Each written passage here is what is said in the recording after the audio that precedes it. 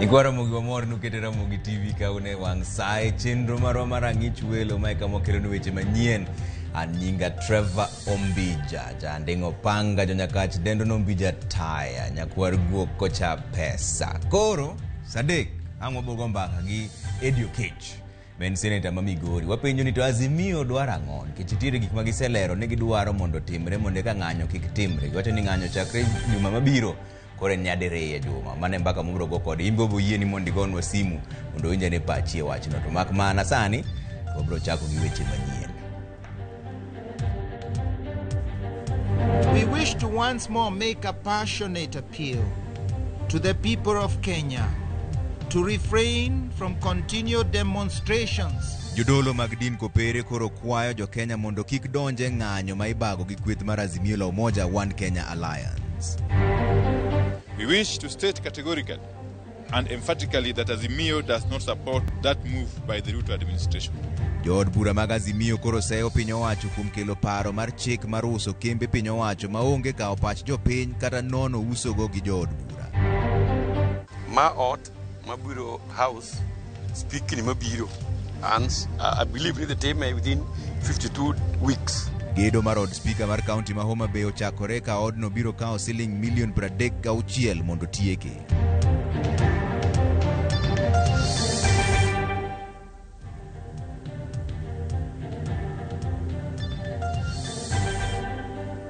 Nyako mkete Ramogi TV kae ndi jaloko marwa en Belinda Adhiambo nyalo romo kondo nyalo rono pachi ari adek auchiel no kwa chako weche manyien en riwruok mar jodolo mag jokopere pacho kae ndi okwayo jopiny mondo kik chope ng'anyo ma ibago kod kweth makwedo piny owacho mar Azimio la Umoja One Kenya Alliance. Kaluwore kodgi ng'anyo mag Azimio ok dhi konyo duoko piny nengo mar ngima e yo mora mora ka bende gikwayo jatend piny Kenya William Ruto kod ogaye mar Azimio la Umoja Raila Odinga mondo bed piny kendo wuo e wi yore mag duoko piny nengo ngima e kind midhiero moko mokwako pacho kae.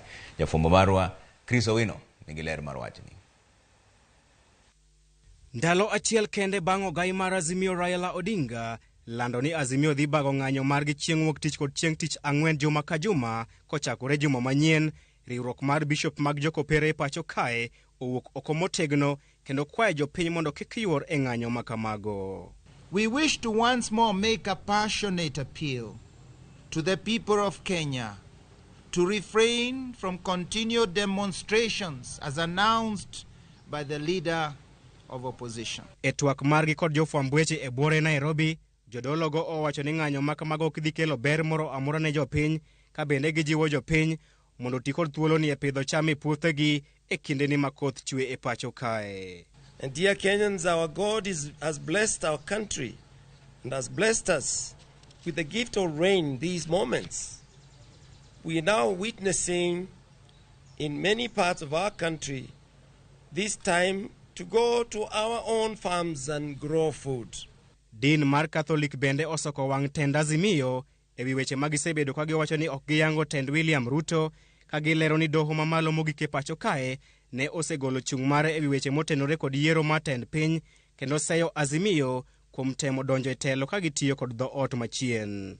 The call that the current government must resign and be replaced by the leader of Azimio la Umoja by acclamation is dangerous. We should not entertain any goal that seeks to use violence or force to take leadership. E kindeno, jodologo okwayo jatend piny Dr. William Ruto mondo tim twak kod ogayi mar Azimio Raila Odinga e wi yore mag miyo jokenya fuong'ro kaluwore kod midhiero mokwako pacho kae kaka idho malo e nengo mar ngima, weche mag oro, kaachiel gi onge mar tije e kind rowere. We come here today to plead and ask our President, His Excellency William Ruto,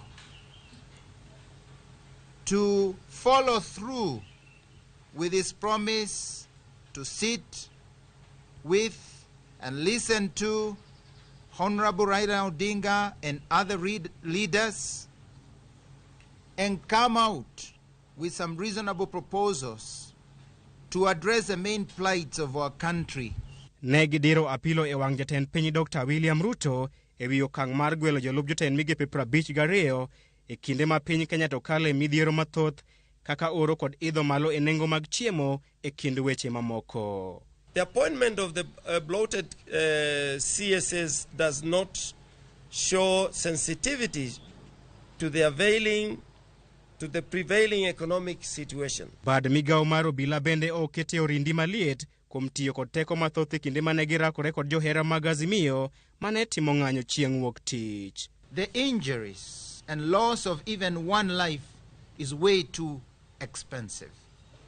Kenyans' lives matter. Jodologo bende oluwo ni ngima dhano nyaka miluor kendo nyiso obila mondo we tiyo kod magina e thuolo moro amora magirakore kod jopiny matimo ng'anyo.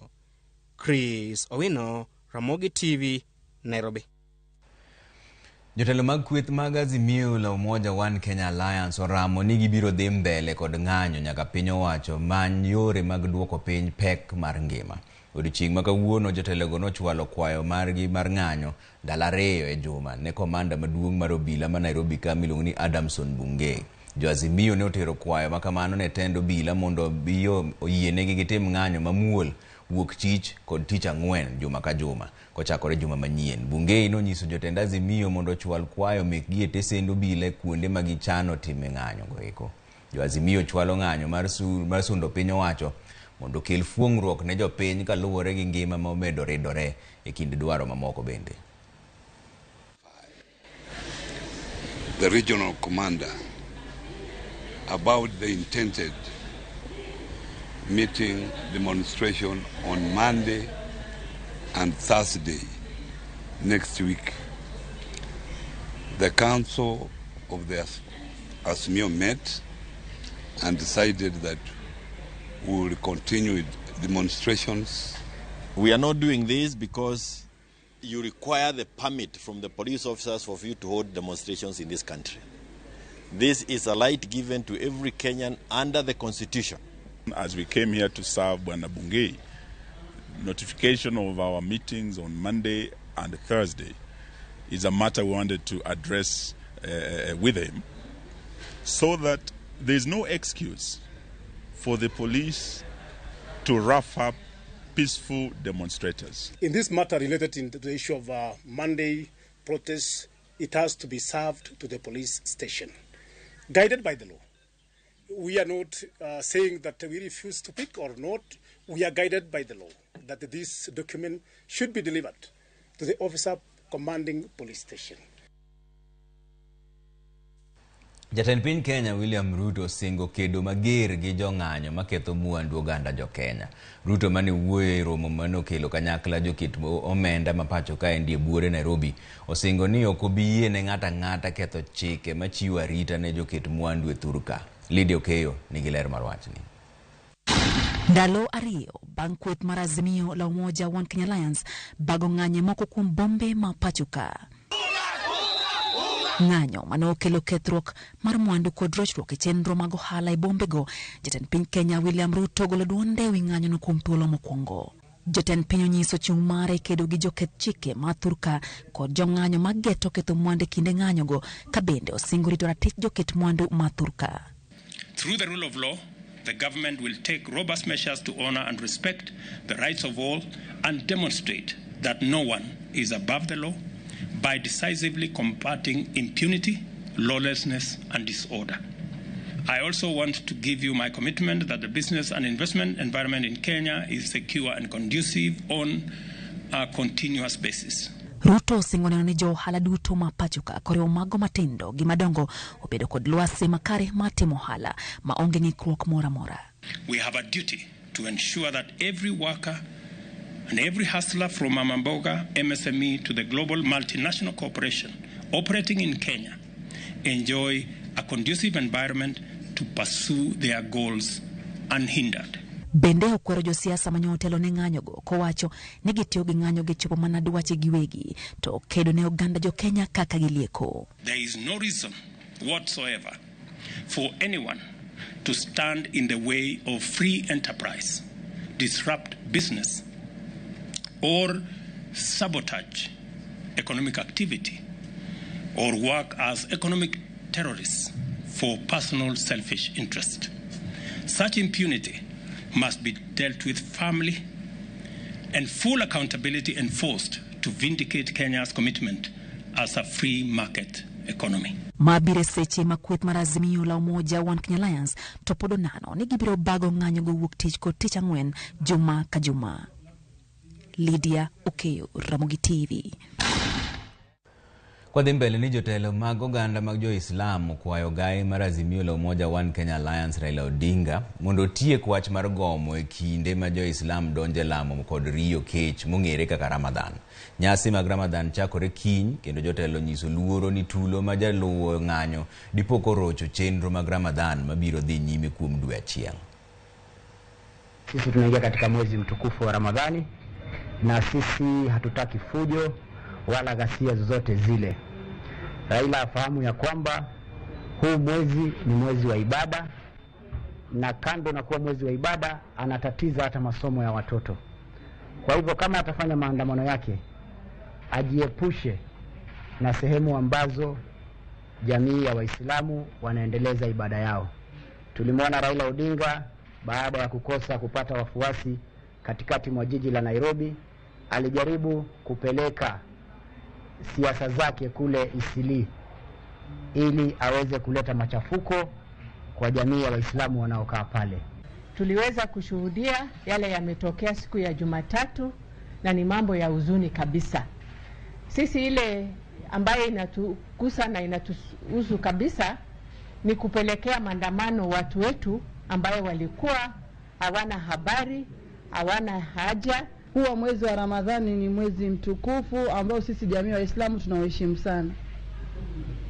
Na mimi naamini hakuna tofauti ya Qur'an, mafunzo yenye kwenye Qur'an na mafunzo yenye kwenye Biblia.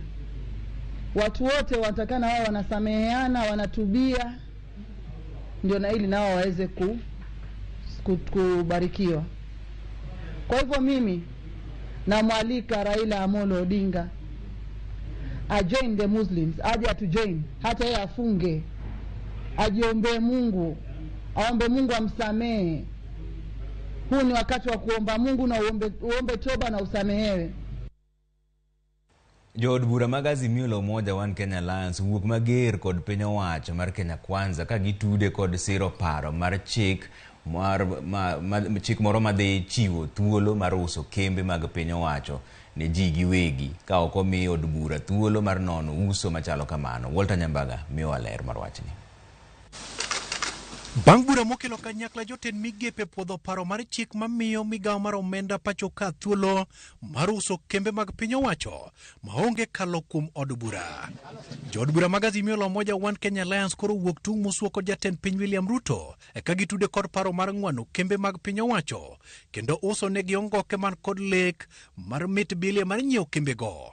We wish to state categorically and emphatically that Azimio does not support that move by the Ruto administration. We want it to be recorded that when Kenya Kwanza decided to sell Sony Sugar Factory, Mumias Sugar, Nzoia, Chemelil, and Kibos, among others, Azimio said no. Hotel nege kod jatend kweth manoke od buro Pio Wandayi giluwo ni paro mar chik makamano ne ok okawie pacho ganda kako winjore otim. Whatever they are proposing there as a bill, if these assets, these parastatals are grabbed or sold for a song, Kenyans should blame none other than the majority leader of the National Assembly and the majority leader of the Senate. Katiba gine mar 118 wacho ni gimora mora ma nyaka tim gi duond mar jopiny no penjgi. Policy manokale cabinet no kalo kotiyo gi public participation manotime forums mage miwacho ni dwa us godo Sony, idwa us godo Nzoia. Gima Ruto timo sani endi otemo matek mondo mi gigi eki otim ka wabunge ok owuoye kata ka wabunge onge gi contribution e gigi eki. Ka seneta Mabusi Okia Mutata koro bwogo dhi e doho mar chungo paro mar chik no ka owacho ni keto chik makamano biro chuno mondo oganda odhi ombulu mar paro kata referendum. Parliament must reject it, and if it doesn't reject it, the people must stand up, and some of us will head to court to challenge it on the basis that it's unconstitutional, not to subject a proposal to strip Parliament of its oversight role to a national referendum. E kembe kaka Shoni Sugar man Awendo, e kambi ringo man Machakos Kenya Meat Commission, e kambi loso yedhe Kemri, magawa madongo kaka Intercontinental kod Utalii, kanyakla kod mbalariany madongo kaka Nairobi University kanyakla kod Egerton, to kata mana Kenyatta University, gin moko kuom kembe mag piny owacho, maparo mar chikno nyalo kete chiro. Jood bura gonyiso luoro margi ka joket mwandu mawuok e pinje ma oko osechako chumbo margi ne kembe mag piny owacho. We are aware that critical public assets like Kemri, the Sunset Hotel, Utalii College, Kengen and Kenya Pipeline, among others in the energy sector, are also being targeted for sale. Public universities like Egerton, Moi, Masai Mara and some colleges of the University of Nairobi. Gimedo ni ka onyiew kembego to nyalo weyo kata ka lope ma ogerie kembego nyalo chwe lal e lwet joket mwandu. Bende giluwo ni kembego osebedo ka konyo jodak e yor tije kanyakla kod kelo ohala ne piny owacho. If the land of Nzoia, if the land of Mumias is sold, the people to ask are the ones I've told you. Those people are the ones who are selling out our birthright, and they must come out and tell us why they are selling our birthright for a song. To sell Chemelil Sugar Company and Muhoroni Sugar Company that sit on our land. We shall not allow that to happen. Matimore mana bang' dweche abich toka jatend piny William Ruto ketayanga ni piny owacho biro keto kembe 10 mag piny owacho obed mar ji giwegi. Walter Nyambaga, Ramogi TV. Ler mar od bura, Nairobi. Jotend migepe Musalia Mudavadi kawuono ne ochuo kom e romo mokwongo mar jogoro mongirore sirikand Kenya Kwanza. Mudavadi okwayo jotelogo mondo ti kanyakla konyo piny owacho chopo singo mane gimiyo jopiny e ndalo kampen. Bende osingo ni gibiro tiyo matek kaka piny owacho kendo timo duto maginyalo mar yudo yore mag chopo singo go e seche mowinjore. Omedo ni tiyo kanyakla e kind migepe mag piny owacho kod apisi mare ema biro kelo duto mag piny owacho mondo timre kaka gidwaro mondo gichope singo margi bende.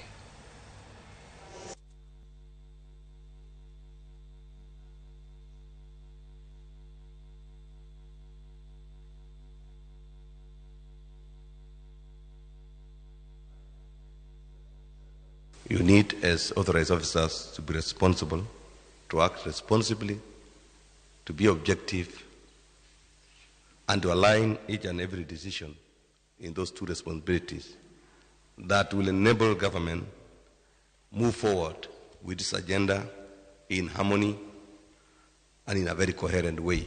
For avoidance of doubt, let me state that the success of government will depend on the synergy of teamwork and the partnership between my office and the MDA's offices. The committee will provide supervisory and technical inputs in the MDAs in relation to capacity building, institutionalization of professionalism and standards, stakeholder inclusion, and developing a peer review mechanism to share best practices. Jatend piny Kenya William Ruto chano limbe aluora ma South Nyanza e giko dira ni ka obiro dhi e kaunti ma Kisii, Nyamira kod Migori. Jachiw wach e lo kar jot mar jatend piny Kenya Hussein Mohamed olero ni chenro ni kare motelo ne limbe Ruto. Kane olose e boma ma Kisii, Mohamed olero ni jatend piny Kenya William Ruto biro yango chenro mopogore mag dongruok e aluora mar South Nyanza. Mago ting'o apeyni moko e kaunti ma Nyamira kod Migori, kar tiegruok ma Kisii. Bange to biro yuore nyasi mar rwako pacho jatend migawo mar somo Ezekiel Mashogu. Ruto bende chano romo kod jotelo mopogore limbe no endo. First, to notify you that President William Ruto will tomorrow, 23rd March 2023, begin a 3-day walking tour of Kisii and Nyamira counties and Kuria East and West constituencies. The President will inspect and commission several projects in line with the government's bottom-up economic transformation agenda. During his tour of the region, the President will launch the upgrading of the 33.3-kilometer Gekano-Rigoma Amaboko Road, the upgrading of the Nyabohanse-Kumumwamu Road, and Nyaburu-Oboke-Ragwe roads. President Ruto will also commission the Kagati Water Project in Kisii, and throughout the tour, the working trip, he will hold several meetings with the people, of course, and the leadership of the region. Let me also take this opportunity to update you on key programs under the government's bottom-up economic transformation plan, which prioritizes, of course, reducing the cost of living, creating jobs, improving our foreign exchange, increasing revenues, and, of course, ensuring inclusive growth. Haya kwa kanyo to dhi yo moro machuok taneno ka guoro ujumbe moko ka wasoma ne moko kuomgi. Wuod Nyakacha na dala mar Katito. Kare na adier ni dala maonge kwe en mana tabu ne joma ni ei odno. Jotendwa oluor Nyasaye mondo gikel kwe. Erokamano ahinya. Ombija jodolo go walo kodwa gicham sadaka mos. An Job Otieno kan Mombasa Mshomuroni. Okay. Evans ja computer mar Usenga. An podo ka mor gi jodolo nikech ne oti kodgi marach e ndalo campaign kendo ne giweyo jo Kenya makoro onge kuma ginyalo dhi. Okay. Ng'anyo nyalo konyo jo Kenya, mano Felix wacho ni Migori. An komoja jodolo go ema ne osidho Ruto. Ang'o makoro giywago sani to dhano to winjo matek. Okay, Wuod Nyakach ng'anyo e yo moseketo sirikal winjo weche mang'eny kaka repealing section 2A mar katiba mokalo. Koro kwedo ng'anyo ok bi konyo. Gima biro konyo en bedo piny mondo wuoyo otimre. Matinda Wuod Wasari.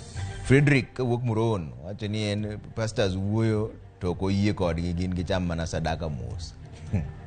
Wadhi yuho moro matin waduogi weche manyien mang'eny.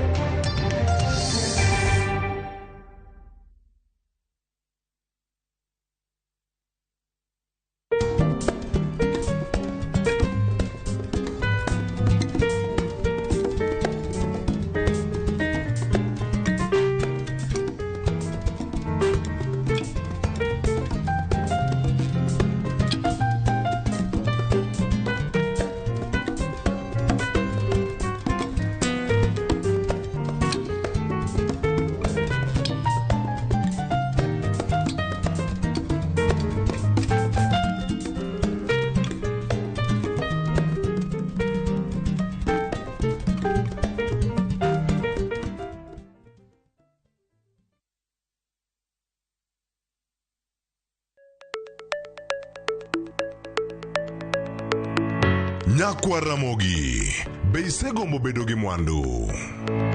Wanyiew gikwa mondo eka wager. Kik idew, e chenro mar ohala gi mwandu, Ramogi TV koro kelo ni puonj makare kaka inyalo timo ohala malokre mwandu.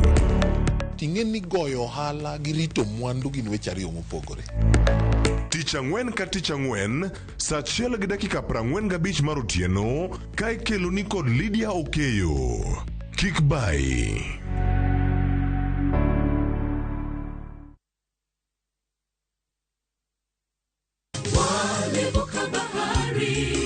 Injili kelo mor, Injili kelo kwe chunywa. Kendo Injili nyayo ngima. Kendo ma okwe ng'ato nono. Chung kod wende mag pako Nyasaye. Ngeso ka ngeso gokinyi e Injili ngima. Kama wayudo e chiemb chuny kod gweth koa kuom jotich Nyasaye mopogore opogore. Nyasaye e gimoro amora midwaro, onge gimoro kendo.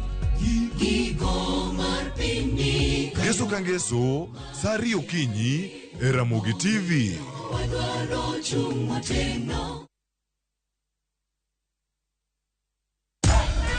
Unlike other insecticides which are imported, Bolt is primarily manufactured with locally grown pyrethrum, which means that local farmers benefit and our economy grows.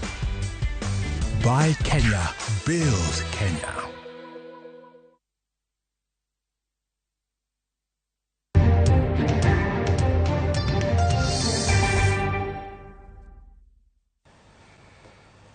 Erokamano kuom keto Ramogi TV ka wadhi ane mbele gi weche manyien ni ji ariyo wito ngimagi e monj ariyo mopogore mag kuo jamni e kaunti ma Elgeyo Marakwet kod Baringo kendo kwal jamni ma kwan gi pok oyangi. Kaka George Bati leronwa, magi otimore kinde ma jokuo jamni bende ne omonjo gweng' moro ma Losuk e kaunti ma Samburu kendo kwalo maloyo dhok 200. Dwe achiel gi ndalo 4 nyaka ne piny owacho landa men mar rakruok kendo tieko jokuo jamni nyandwat mar Hoho mar Okak. Remb jopiny pod medo chwere lwet jokuo jamni ma pod monjo oganda gi wang' teko kata obedo ni obila kod jolweny ni e gwengego. Monj ma kinde ka kinde medo loko e chuny jodak ka odiechieng' ma kawuono ng'at achiel owito ngimane e lwet jokwe jamni e gwenge ma Murkutu, Marakwet East, kane pok giyombo gi dhok 20 kod diek 40. Jal machielo bende owito ngimane e gweng' ma Kosile, Baringo North, e kinde monj mane jokwe jamni oyombe kod jamni ma kwan gi pok ong'ere. Ma koro kelo kwan joma osewito ngimagi e lwet jokwe jamni Baringo North e juma achiel chopo ji 3. Saa hii wakora wanaona serikali hawana nguvu hata moja. Ndio sasa sisi tutaishi sasa katika hali ya kunyongwa kama wananchi. Kama serikali if bandits ambayo hawana inawia, hawana training, hawana sophisticated, hawana helicopter, overrun the military and overrun the police, then ni nini mebaki? It is time that the command of this country must take full force. Saa hii tumekubaliana ya kwamba hakuna shule ambayo itafunguliwa hadi serikali wafanye kitu hapa. Tunataka mambo yikurudi pamoja. Na wananchi tumekubaliana. E gweng' malo Suke County Masamburu, jalup ruoth makono Robinson Losenge ne otony lak tho e kinde mane jokwo jamni mane omanore kod bunde ne omonjo ka Aaron Lesirma kendo kwalo maloyo dhok 200 kogwen mar tich adek. Chal mar Lore Lepur, jakwath marito dhok e dala Lesirma, makoro wuotho gi akala achiel e tiende, nyiso kit ng'wech manoringore e kinde mane gitemo lawo jokwo jamni mane yombo kod dhok, ka jowetene mamoko 2 mane gin go to kia koda ne mageno mako. Adui mmoja ndio ametokezea hapa akasimama mbele yetu akatuuliza nyinyi wakina nani?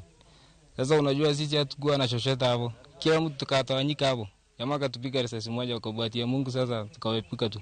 Sasa hao wengine sijui kaa wako ama wamepatana na watu wengine. Losenge lero kaka ne otony e kinde mane giromo kod jokwe jamni mane obayogi gi magina kane giluondach dhok. Vile nilipigiwa simu nilienda nikaingia hiyo shamba ya Aaron, nikaenda mpaka katikati huko, nikakutana na mtu strange, sijui sura yake, lakini bahati nikaepa, hawakunipiga. Daga kidogo wenzangu wale walikuwa ndani ya shamba Skab na Makuti walipatikana na hawa wakora, wakapigwa risasi, hakuna mtu aliumia, na bado hiyo wakora wako ndani ya shamba, tunaendelea kutafuta. E gweng' man Kosoro ma idoro ndamo machuok kowuok Losuk, kor lwasi ne opong' kod muoch mar bunde kinde ma apisa mag obila ma Kicha NPR ne rakore kod jokwo jamni mane yombo kod diek ma ok tin ne 150. Huko Ngusoro naye tena vita inaendelea na area ya Barangare, kwamba wamechukua mbuzi zaidi ya 200. Wao watu ambao wote waliama eneo hili ya Nolkera, Pura na hii saidi ya Longolin, hao watu wote wako saizi Aban, wako hapa town. Kijia kushangaza ni kwamba wanaweza kujia ng'ombe hata ndani ya Aban. Monj gi kwo jamni kod nek makoro medore e gwenge ma piny owacho ne otere obila kod jolweny medo kelo luoro. Penjo en ni to en karang'o ma apisago mag arita biro jiwo rakruok margi kod jokwo jamni mondo jopiny obed gi kwe. George Bati, Ramogi TV. Piny Tanzania koro yango midhusi ma nyonego ji 5 ma en mano mar wich machwer remo motisi ni Marburg. Gie sani migawo mar thieth e pinyno dhi nyime gi manyo jomoko 161 manyo tudore achiel kachiel gi joma midhusi no osenego. Jatend migawo mar thieth e pinyno Umi Mwalimu wacho ni midhusi no osebedo ka chamo ji ling' kokwayo jopiny mondo owore kaluwore gi ni giseketo kenge mag gayo midhusi no endo. Kaluwore kod mbui mar CDC, midhusi no kete klas midhusi 1 kod mano mar Ebola. CDC bende lero ni tok ndalo 2 nyaka 21 mar yudo midhusi no, ranyisi mag midhusi no chako neno. Moko kuom ranyisi go gin del machwakore, koyo, wich bar kod fuonde maremo. E chakruok mar tuo no gimoro ndalo 5 tok yude, ruodhi nyalo chako neno e fuonde mag del kaka kor, tok to kod bondage bende chuny mating'ore, ng'ok, rem e kor, rem e duol nyalo nenore bende. Riwruok mochung' ne weche mag thieth e piny mangima opwoyo piny Tanzania kuom rengo mapiyo e kedo gi landruok mar tuo no.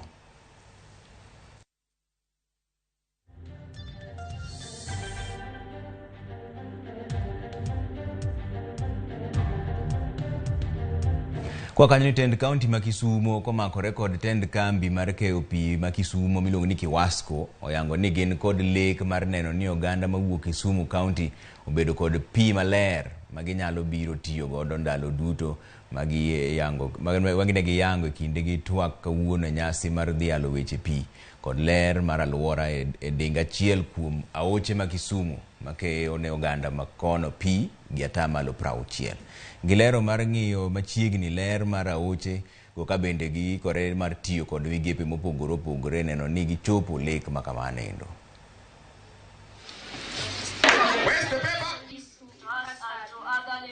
Wan kod lek kaka county mondo mi jowa modak e alwora mar county ma Kisumu obed gi pi maler ma ginyalo tiyo godo. Kama wantie kawuono ni e kama wayude pi atamalo 60 ma wamiyo jo Kisumu. Nyaka wang'i ni to ngima mar aoche gi chalo nade. Kik waketie gik ma biro miyo aoche go bedo polluted. Nikech biro miyo Kiwask bedo gi tich matek mar miyo pigno bed maler to kata ka kamano nitie joma bende tiyo gi pigno kaka en. The county should start thinking of making check dams along the rivers so that the groundwater gets charged and there is enough water for livestock.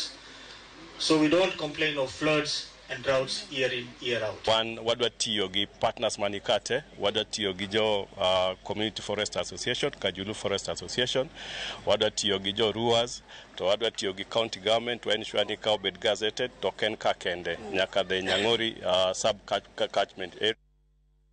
Kwa kanyo ni buche mag rocho ratich nyithindo e kiewo mabusia gi Malaba medore. Medruok makamano yangi ni timore udi ma nyithindo e modong ka jonyuol nosewito ngimagi kaluwore gi tuoche mopogore opogore. Jokedo ne ratich nyithindo koro kwayo kony ne nyithindo ma ichuno ni donje tije mag manyo yuro omenda giwegi.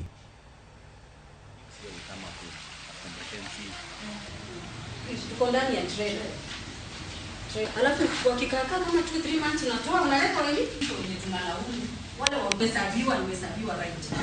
Alafu sasa kila mtu iko na ujanja mingi sana. Enforcement office ya county ili tusaidiane. Child labor is a very big issue in Busia County, considering that this is a border county and also the levels of poverty are high.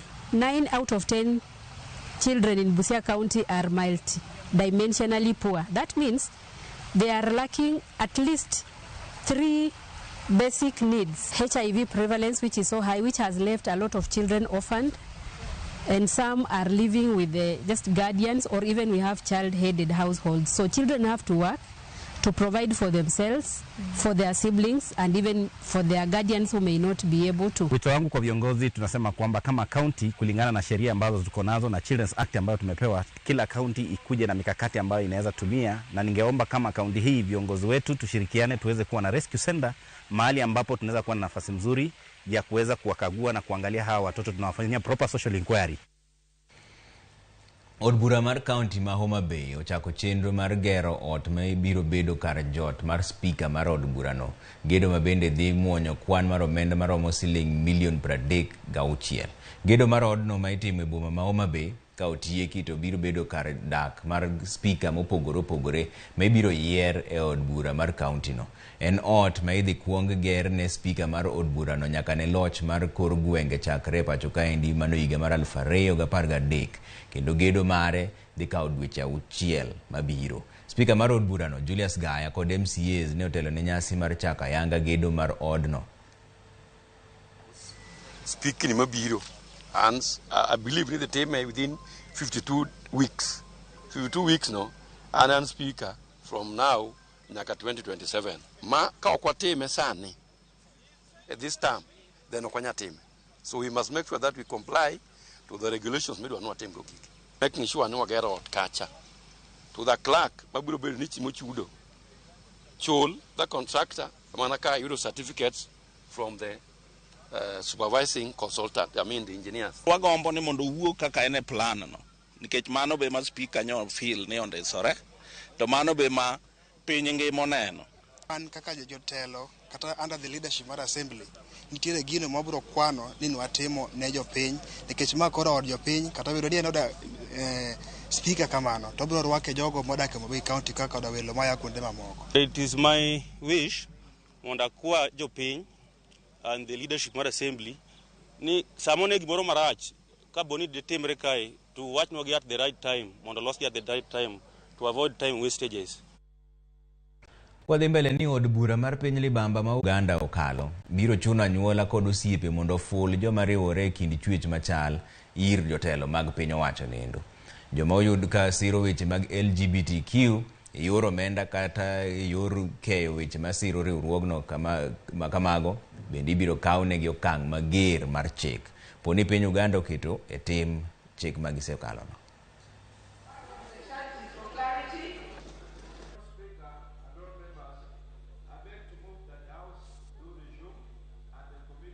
In our country, we will have our morals. We will protect our children. And we are making this law. We are making this law for ourselves. We are making this law for our children. We are making this law for the children of our children. This country will stand firm. And once it passed, I can tell you, Madam Speaker, we are going to reinforce the law enforcement officers to make sure that homosexuals have no space in Uganda. This House will not shy to restrict any right to the extent of the House recognizes, protects and safeguards the sovereignty of this country, the morals of this country, the cultures, and will always legislate for our people. That is what the majority have done today in this House, the 389 members of Parliament. Aya, wadhi yuyo moro machuo kwa duogo to pod abro biro kae gi weche manyien mang'eny aneno kuru ujumbe moko pod abro somo gi bang' koseduogo kamano kik udhi mabor ahinya.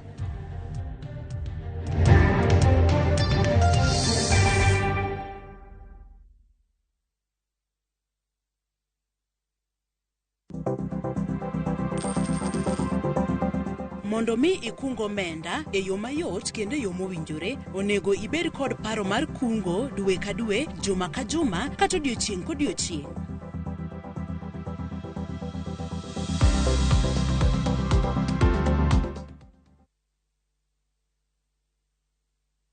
Sasa unaweza jishikia sashe fresh ya Blue Band Original gramu 15 ni 10 bob tu, halafu ya gramu 30 ni 20 bob pekee. Blue Band, jishikie size poa kwa bei fiti.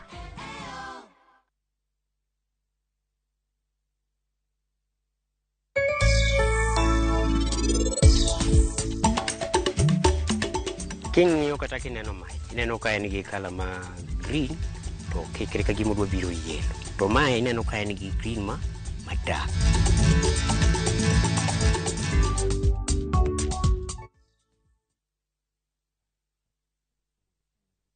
Allahu Akbar, Allahu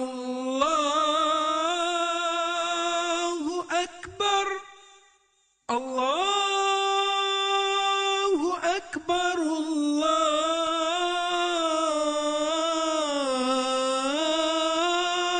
Allahu Akbar.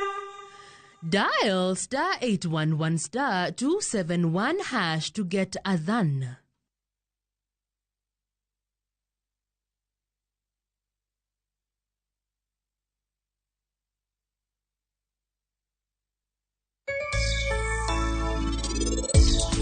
Chon chande kane uso lo jaduong ne nyalo wuok oruon lo ne nyalo wuok to odhi adhi uso lo moko consult ng'ato. Ana dhiri warus kamoro achiel gi sasa.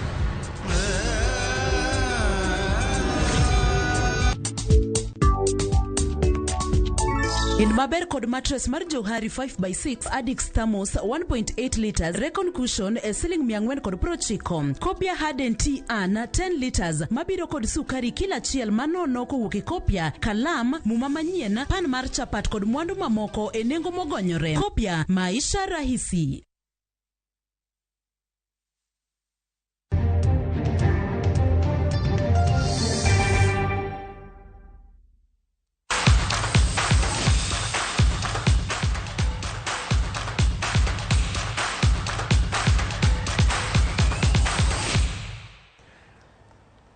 Odonjane weche mag tuke ni tim mar Kenya matugo tuke mag adhong kidieny mar Wakeini owuok gi lwetgi nono e tuke mag IBA Women World Boxing Championships bang' jotugo mane gigeto ni nyalo yudo midila nogolo ke tugono. Christine Ongare nobedo jatugo makende chopo e round mar 2 bang' loyo rank Maganga mowuok e piny mar Tanzania. Kata kamano tugo nobedo mapek kendo mogole oko mana bang' dakika moko 35 bang' tugo chakore. Ongare nolo gi jatugo Ervin Barut mowuok e piny mar Turkey e tugo no mane jakudh firimbi nochungo nyadiriyo bang' angum Sasa Ongare.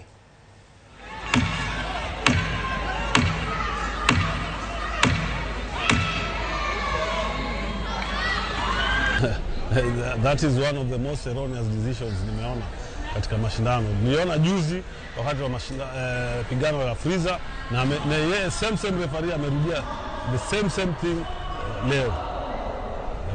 So sijui kama I need to look at the other bouts that he officiates tuone kama is the same thing anafanya au kuna particular bias. Dakika mwisho mimi hata pancha kuna panchi nimepigwa nikaisikia nikapata game imeisha, but I just thank God for everything because everything happened for a reason and a purpose. But still my mission mpaka ile siku ndakuja kupata gold in a foreign country, that I know have been disappointment to my fans, but just be patient because best timing is always the best. Adong tek manade. Koro Daniel Anyemba ma en jatugo moguel gi kocha mar team mar Harambee Stars Engine Firate tugo mar osiep gi team mar Iran lero ni bang' yudo luong mare ne ok okawo thuolo malach mar yie tugo ne Kenya. Jatugo no ma osetugo ne team mar Denmark e kind jatugo ma jahigni piny ne higni 23 nonyuol e piny mar Denmark ka wuon gi to en ja Kenya to min gi to en ja Denmark. Contacted me actually also a few years ago, but I sadly ran into an injury.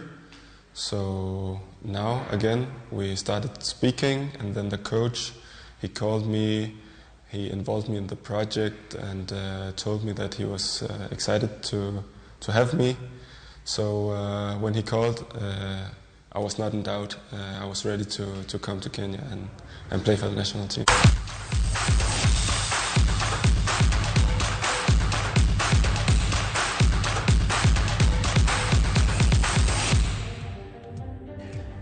Haya mane kama wewe chenro mara ngichwelo sadek wabro kelo nukendo weche manyien ano kuoro ujumbe moko ka ende aria deka uchiel nono we ang'ia ne kanyalo somo moko kuomi kaka sapo komayo wawang'wa ODM party leader Honorable Raila Odinga obi Homa Bay County ka endie mondo wuo gi jopiny gi owang' ma endi ochok Victor kaninya maji Lambwe Homa Bay County ro kama na hinyo chok William ka wuok kamionge Ramogi TV to meet wanenue dala mar Busia nikech okonyo waero kama na ina William Keturu mar Ramogi TV ka endie an John Olwendo an Siaya jo Azimio okawo okang' ni jatend obila kuom miyo obila otiyo kod teko mathoth kuom jong'anyo. Ruto kod Gachagua bende onego donjne gi doho mar piny owacho mangima mar ICC. Kenya duong' moloyo jotelo ariyogo. Ero kama na ina Ramogi TV amora ahinya gi news makawuono.